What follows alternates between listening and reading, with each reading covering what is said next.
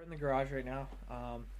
We're gonna clean the trucks in this video. We're gonna show you how to do it without using any water. As you can see, outside is snowy, so the hose and everything's sort of been put away, and yeah, exposure. So yeah, we're gonna do it without water. So right now we're in the garage where there isn't any snow, and we're gonna knock all the big chunks of mud off from our two muddy trucks, a BMX track, and a camera video. That was how to get the muddy. This is how to take it off. So you can see, these wires are all muddy and there's mud all in there, and everything's just got a little bit of mud all over it. This isn't too bad, the bottom, but tools you're gonna need are a couple of toothbrushes. Obviously I don't use these to actually brush my teeth anymore. They're just old toothbrushes that I use for cleaning things. You want a rag of some kind to sort of floss these parts. But they don't have a ton of mud on them, caked on, but there's definitely a little bit of wiping needs to happen. And then a larger brush to just do the bottom and bigger parts that would take forever with a toothbrush. So yeah, I guess I don't know, yeah, we're just gonna get all the bigger chunks and stuff out of the chassis and off the bottom and stuff, so we can bring them inside and then do a little bit further cleaning there. So literally to start, just shake all the stuff out of it. That'll get all the big seeds. Okay, now all in here is way cleaner. This is the thing about the Slash 4x4. All these honeycomb style, I don't know what you want to call them, triangles, ribbing and everything in here. There's still chunks of mud in this side because of the ESC and stuff, but yeah, that really traps water, and I don't know, it makes it a vehicle that's not exactly my favorite. So there's a big chunk. These trucks have dried for, I think it's 2 to 3 days now. Yeah. So all the mud is dirt again, which is a good part. Obviously, I didn't leave a battery plugged in that whole time because that's bad. Powering the system while there's water around can lead to short circuiting, and it'll actually burn your house down, especially if you have a lipo. So you just want to sort of agitate all these huge chunks with your toothbrushes. You don't need to, but I have two, and I brought both because we got to do Scott's truck still. So, yeah, you just want to sort of agitate everything. It's really not a big deal. There's dirt on it. It's designed to be dirty. That's loose. You gotta tighten that up. My truck's actually really good because it's two-wheel drive, so it doesn't flick up as much mud up into the chassis. Yeah. So it won't take as long. So we're gonna do Jack's truck. Yeah. So brush everything. Just get all those clumps and hunks of stuff. I like to get the chassis nice and clean because it's where all the important stuff is. Honestly, if the A-arms and stuff have a little bit of water spots and chunks of crap on them, I don't really mind that at all. So yeah, now you can see in here, everything is nice and clean. All those little triangles and stuff are all cleaned off. I'll do the heat sink and try and clean the motor fan a little. I'm gonna go under this because I'm pretty sure there's stuff under there, but we'll save that for when we're inside. And yeah, we'll get this right here. Scrub all the hunks from in between the body. This way definitely takes longer than just hosing it down or something, but it's a lot safer because, well, you're not hosing it down. We'll do the bottom a little. Shouldn't need a whole ton.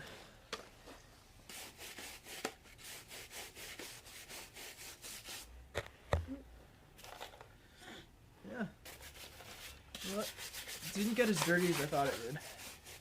Seemed pretty bad, but we've knocked most of it off because it's dry. I think that's the key to cleaning it dry and not using water, is to let it all dry.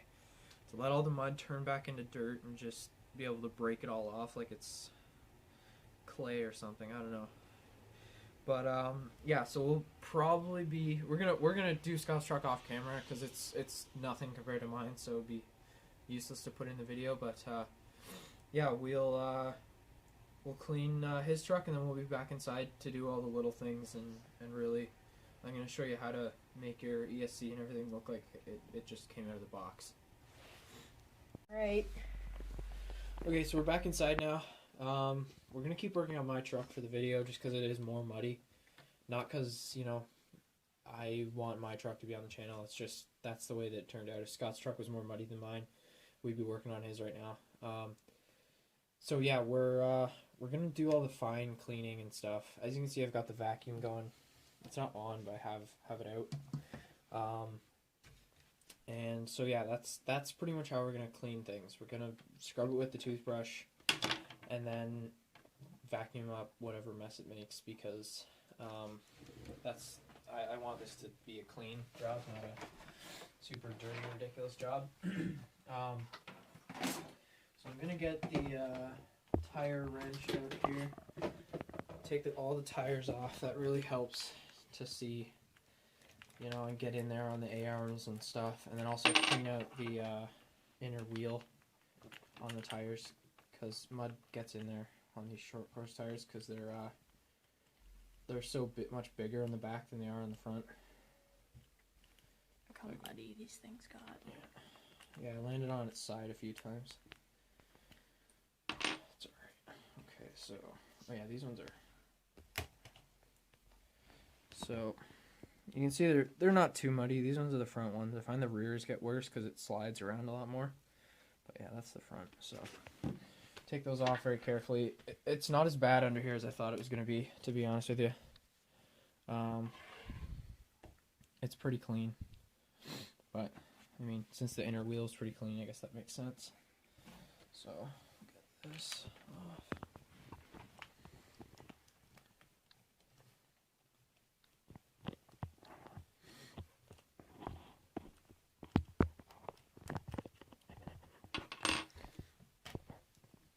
That one's pretty bad. That one's a little bit worse, for sure. But, again, the hub isn't too bad. The A-arm and stuff's, it's pretty muddy. The shocks fared well for both of us, actually.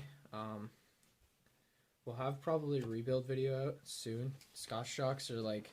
They're ridiculous. They're so bent. They're like 5 years old now. They're super bent. 6. And I filled them with Castrol non-detergenated oil. Like, it's not even silicone-based shock oil from the hobby shop. Just because it's a bash truck, it really... Although we did race it with that oil in them. Mostly because we don't care. We're not like in super hardcore racers. It was just a parking lot series over the summer, so it wasn't super serious at all. That's better. I gotta get a nut driver. It's like a screwdriver with the socket on the end of it. Or I guess I have that other thing actually. I'm just always too lazy to get it out. Okay, so I love that there's thing. the other rear wheel. Again, really dirty in there. Probably wondering why I have to take the wheel off like this. It's because the hex on the inside stripped out. Here's the other front wheel. You can see that's stripped out. So I glued them in there, and so when you take the wheel off, you got to pop the pin out of them. It really doesn't change the way the truck performs. I just bought new hexes so that when I put my anacondas on for racing, I pop the new hexes on there and tighten the anacondas down. It's like the same thing, only different. Those anacondas are beautiful. They're awesome. Yeah. Oh man, I can't get this.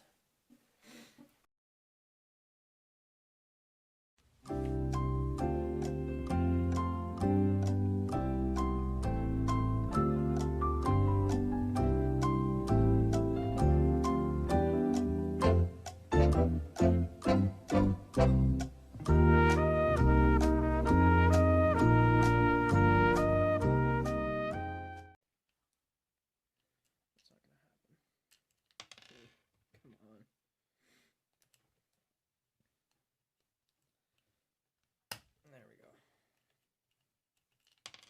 And the nut on there stops it from... So there we go, got that off. I just threaded a nut onto the end, and then, because when I was pushing on it, it hurt my thumb, because I would dig in. I did the other one, but I don't know. So I just threaded it on there a little bit, so when you push, it doesn't come off all the way. Kind of nice, actually. So you can see that one's not too dirty either. The front one's fared pretty well. So did the back, actually. So right now, once you have all the tires off, it's also a good time to check for like loose screws and stuff like that, and we'll show you that on Scott's truck. We figured out a few of the shock mounting ones are loose, and there's a couple in the back that were unscrewed. I found that Traxxas, this Slash 4x4 is a little newer than the two-wheel drive, so they ended up eliminating a lot of the pins for the suspension are just pins that you slide in. They're not a screw. They're not a, there's no hex head on them anywhere, which is really nice because they never come loose because there's nothing to come loose. Well, there is a little bit of there's a hex head there. There's some here. These ones come loose a lot because it's for the steering. There's one underneath too. And then in the rear, this one here comes loose quite a lot. If it would focus. Good enough. That one will come loose once in a while. I think that one might be out backwards. One of them is. I don't know. It didn't really change anything though. And you may notice I have my suspension screws upgraded to a socket head because, I don't know, the button head's stripped on me because my tools are junk, which isn't a problem anymore because I got MIP tools for Christmas, which is really nice. Review coming on those soon. Yeah, for sure. And we'll also do like a test. I'm gonna get the old ones and then try and screw them into one of these A-arm holes with the shock in it, and just see if I can actually put it in with the MIP tools because they seem pretty decent. Like, they're definitely stripped, but they don't seem like that bad. Anyway, on to what we are here for. Cleaning. So the rear A-arms are pretty bad. I want to get this one clean, and also that shock, or the bumper. So yeah, what you're gonna do is kind of simultaneously hold your vacuum hose, and hopefully you have a long hose like this. That'd be really nice. Just feed it in through here. Yeah, you're gonna sort of just simultaneously so that there's no dust in the air, and also since I'm in my room right now, there's no dust on all my stuff and dirt on the floor and on the desk and everywhere, because I absolutely hate that. So I'm gonna turn the vacuum on. I'll probably have some music over this part because the vacuum is like super noisy, but you won't be able to hear anything, so I don't know.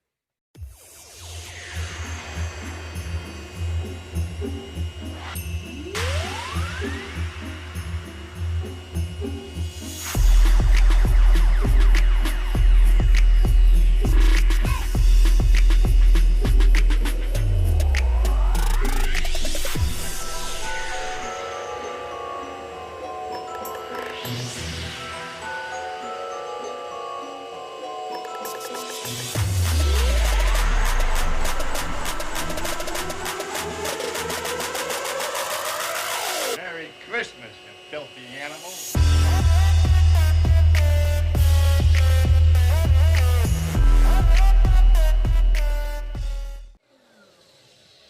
So that's just sort of an example. I'm going to do a little bit more probably on the chassis. But yeah, just cleaning everything on the A-arm and the drive axle there. For just an example. Obviously it's not really a super perfect way to do it. It does leave a little bit of dirt behind, but to get these bumpers clean, I find that you can take them right off and then hose that down or put it in the sink and clean it that way. Same with like A-arms and like individual parts like that. You can take them off, clean them because it is just a piece of plastic, and then with water, and then put it back on the truck. But I wouldn't advise anyone to clean your truck with water while it's still all together. Individual parts are fine, but yeah, just hosing the thing down because it says waterproof in the box does not mean that you can do that.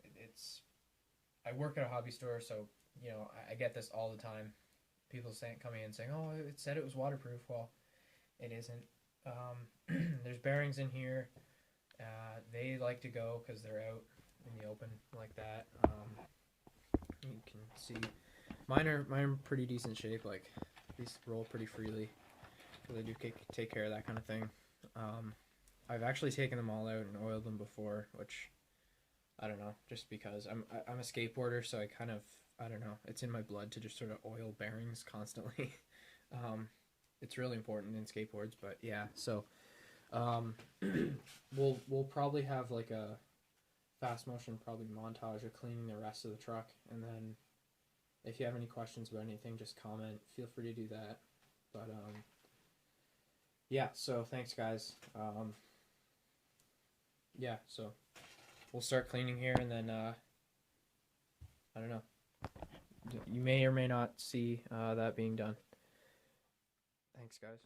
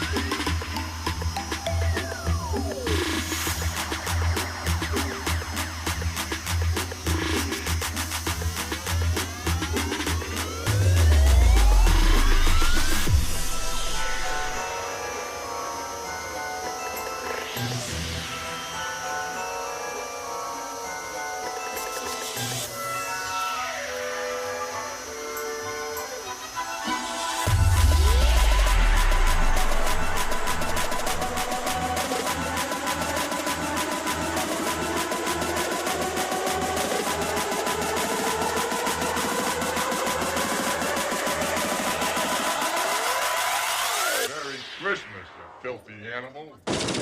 And a Happy New Year.